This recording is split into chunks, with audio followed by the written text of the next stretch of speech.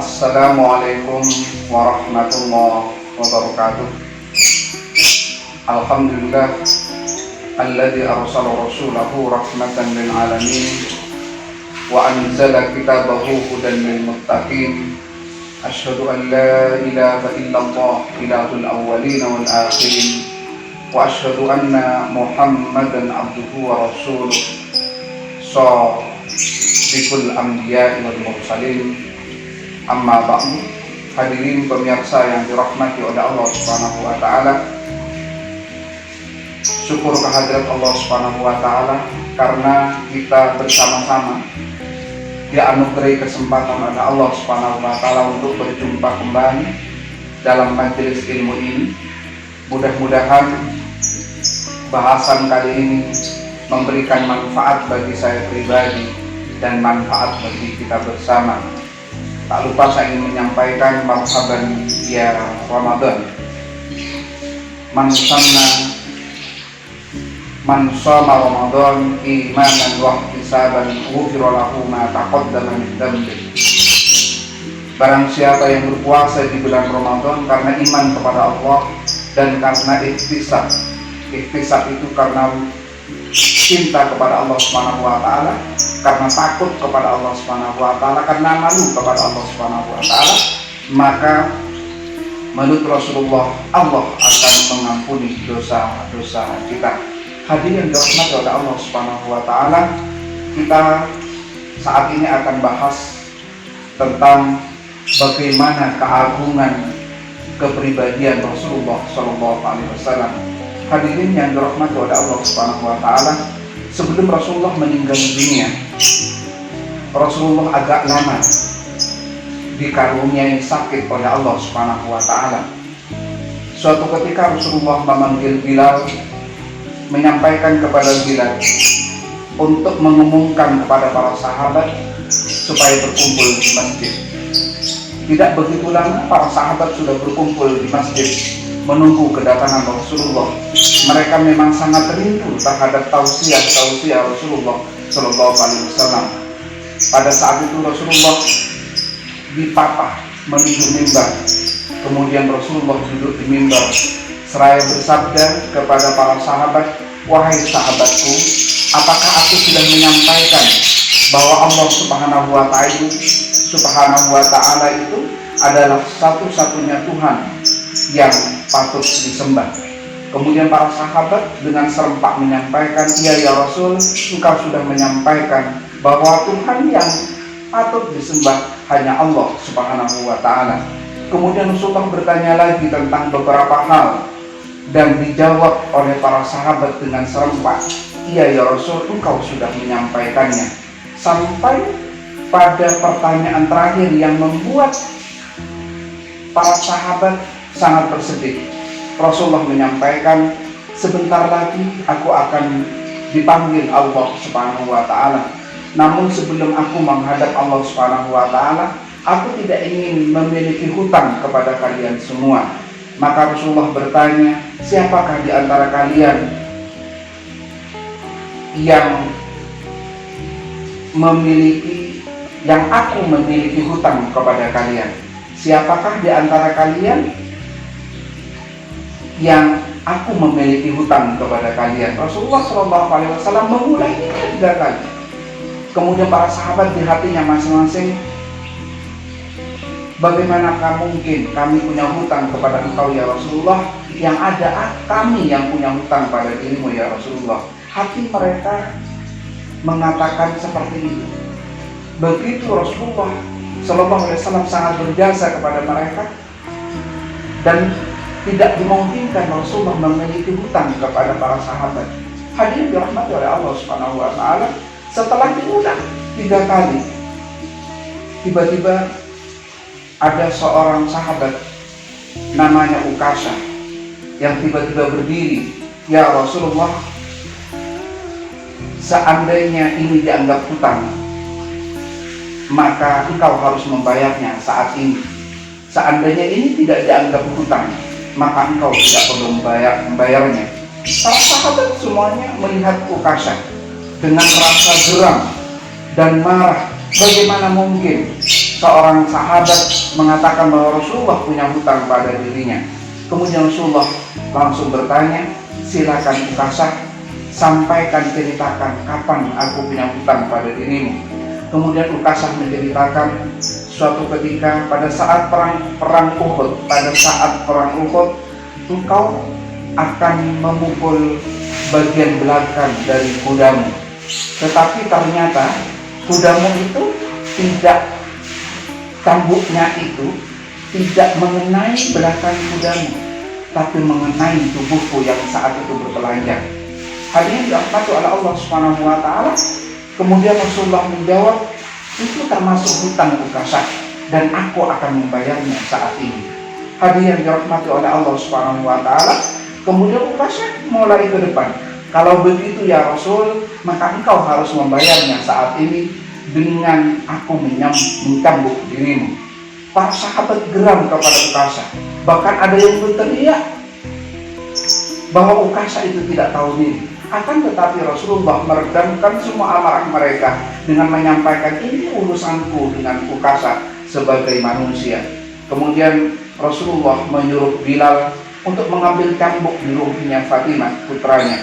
Hadirin dirahmati oleh Allah Subhanahu wa taala, sesampai di rumah Bilal menyampaikan kepada Fatimah untuk mengambil cambuk, dan Fatimah bertanya kepada Bilal untuk apa cambuk itu diambil dan diminta oleh Rasulullah.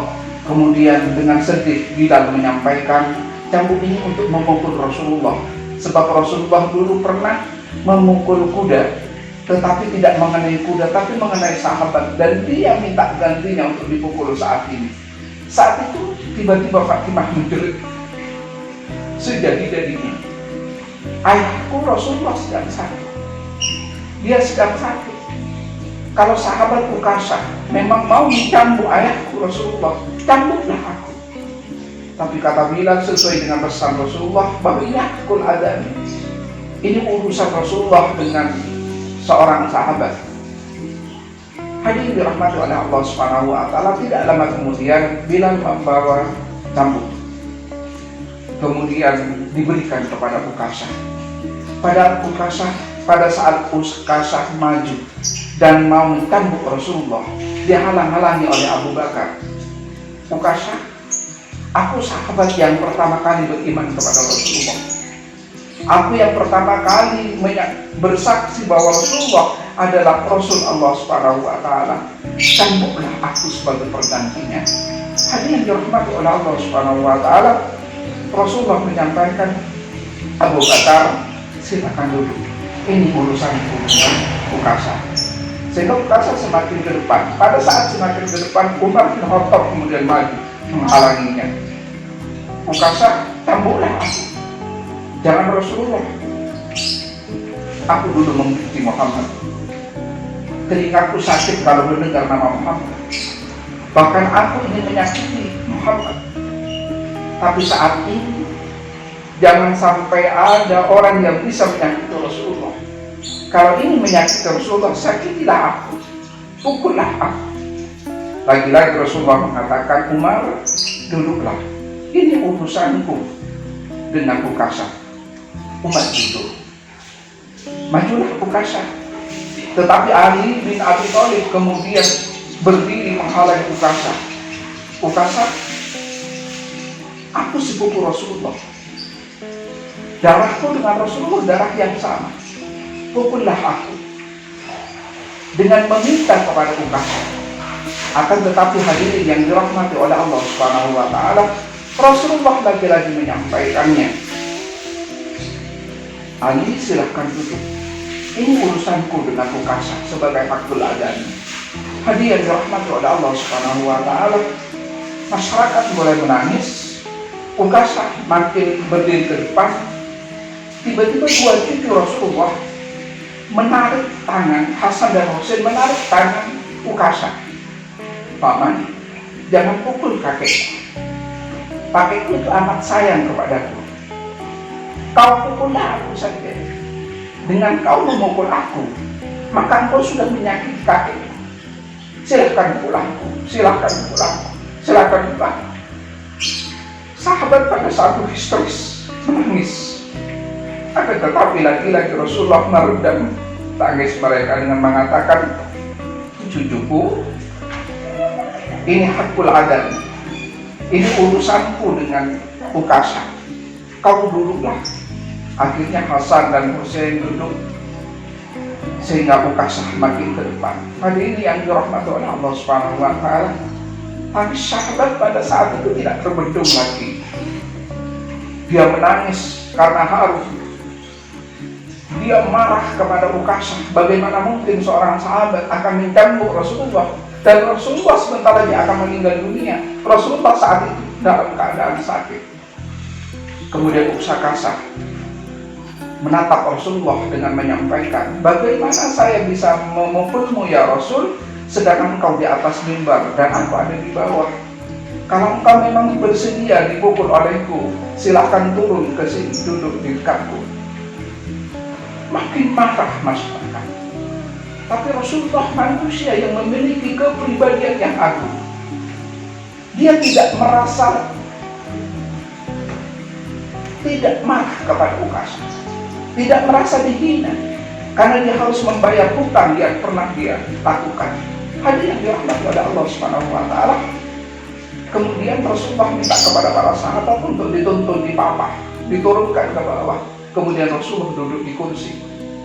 Silakan Ukasha, engkau pukul aku. Tapi Ukasha lagi-lagi minta syarat. Ya Rasulullah, pada saat engkau memukulku, ketika engkau mau memukul kuda, kemudian mengenaiku, saat itu aku sedang telanjang. Maka biar adil, bukalah bajumu, biar aku bisa memukulmu dalam keadaan telanjang. Masyarakat sudah tidak terbentuk. Mereka histeris, mereka marah. Tapi lagi-lagi Rasulullah dengan wibawanya bisa meredam kemarahan mereka. Mereka mengatakan, Rasulullah menyampaikan, duduklah semua, ini urusanku dengan Ukasha. Tanpa Rasulullah berbicara apapun lagi, Rasulullah membuka bajunya. Sehingga terlihatlah bagaimana Rasulullah telanjang di depan umum untuk memberikan kesempatan kepada Ukasha memukul dirinya. Hadirin yang dirahmati oleh Allah Subhanahu wa Ta'ala, pada saat Rasulullah sudah telanjang seperti itu, Ukasha mulai akan memukul. Masyarakat sudah menjerit, kemudian Ukasha juga menjerit, dan itu dibuat, diambut ke depannya, dia memeluk Rasulullah terhadap, ya Rasul, bagaimana aku akan memukul? Tidak terhitung jasamu untuk kami semua. Maafkan aku kalau minta ini dan itu ya Rasul, karena aku hanya ingin memelukmu. Badanku ingin bersentuhan dengan badanmu tanpa sehelai kain apapun. Dalam dekapan itu Rasulullah tersenyum melihat Ukasha. Rasul tidak marah. Kemudian Rasulullah bersabda kepada mereka, kalau ingin tahu penghuni surga, lihatlah Ukasha. Kalau ingin tahu penghuni surga, lihatlah Ukasha. Hadirin yang dirahmati oleh Allah Subhanahu wa Ta'ala. Kemudian para sahabat bergantian berhamburan memeluk Rasulullah SAW. Hadirin yang dirahmati oleh Allah Subhanahu wa Ta'ala. Mengapa Ukasha begitu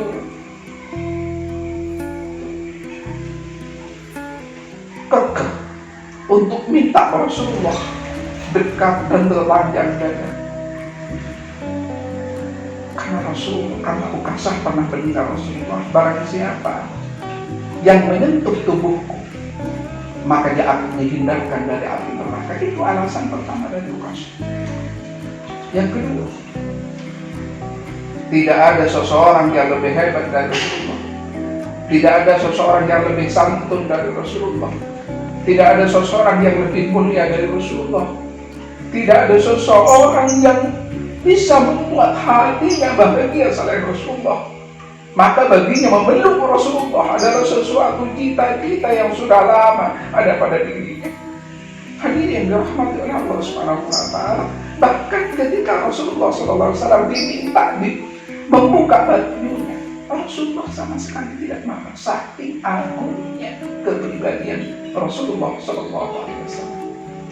Hadirin yang dirahmati oleh Allah Subhanahu wa Ta'ala, tidak salah Kalau seseorang atau beberapa orang penyair Arab yang kemudian menuliskan sebuah syair indah, anta syamsun anta nurun fawqa nur,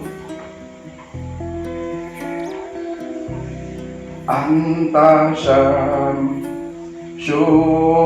anta badrun anta nurun fawqa nuri, anta iksiru wa ghali,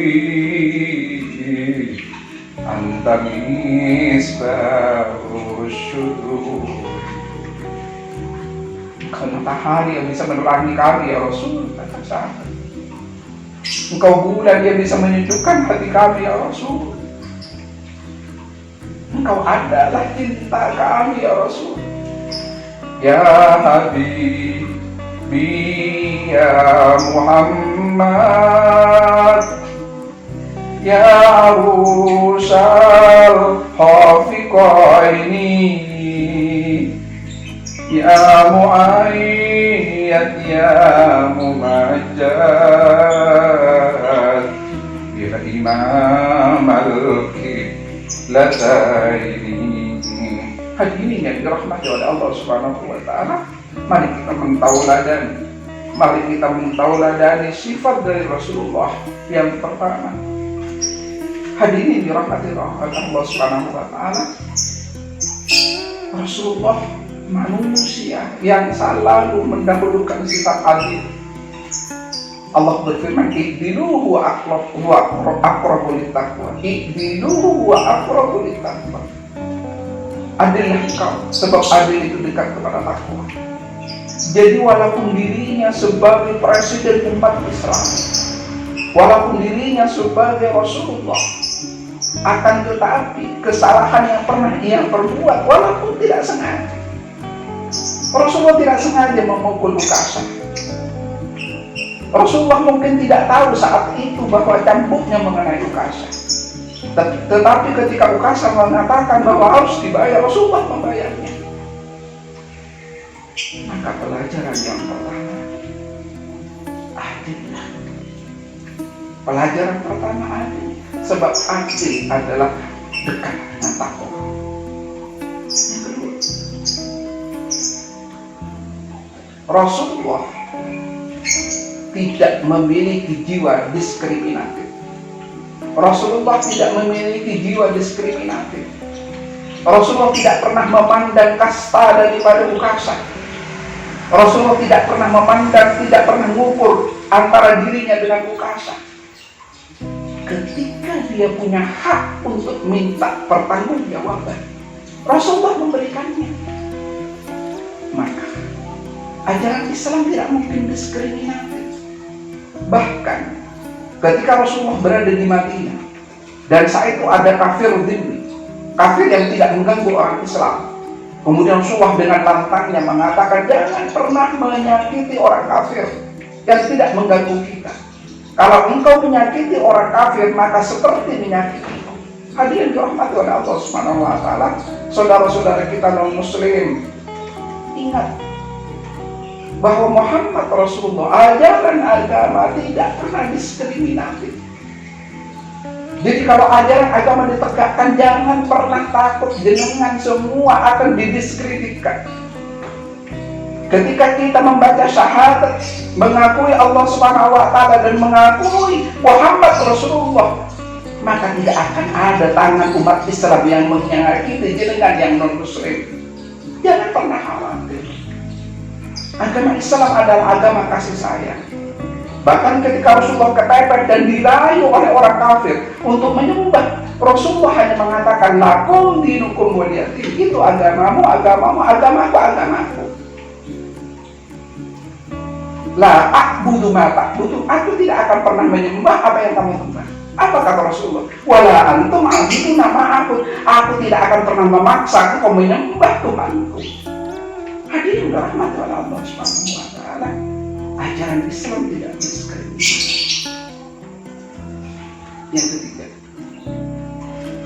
Rasulullah Shallallahu Alaihi Wasallam bukan manusia yang merasa paling tinggi, merasa paling hebat, merasa paling agung. Itulah sebabnya dalam ajaran Islam, ketika sholat, maka sholat itu aqimis sholat, tegakkan sholat.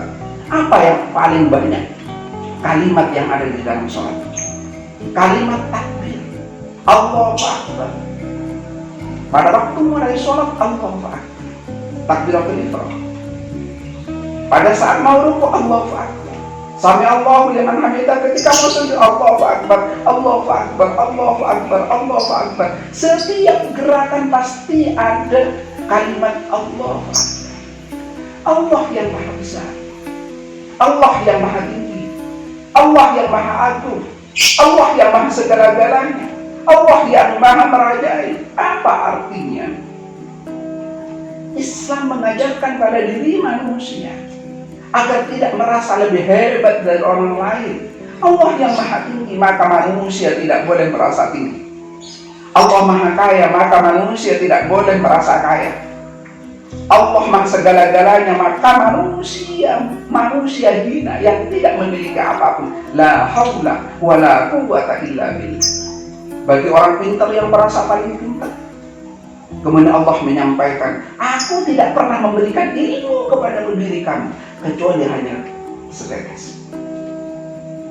Hadirin yang dirahmati oleh Allah Subhanahu wa taala, Rasulullah memiliki sifat andab asor, memiliki sikap yang merendah, yang tidak merasa lebih hebat. Padahal Rasulullah maksum. Seandainya Rasulullah punya dosa, sudah diampuni oleh Allah Subhanahu wa taala. Rasulullah mulia, dan ini sudah dilukiskan oleh Allah Subhanahu wa taala dalam Al-Quran. Tapi Rasulullah tidak merasa lebih mulia. Itulah sebabnya ketika Ukasha minta Rasulullah turun dari mimbar, setelah turun dari mimbar, Ukasha masih minta bajunya untuk dibuka agar dia bisa memukul kulitnya. Rasulullah tidak marah.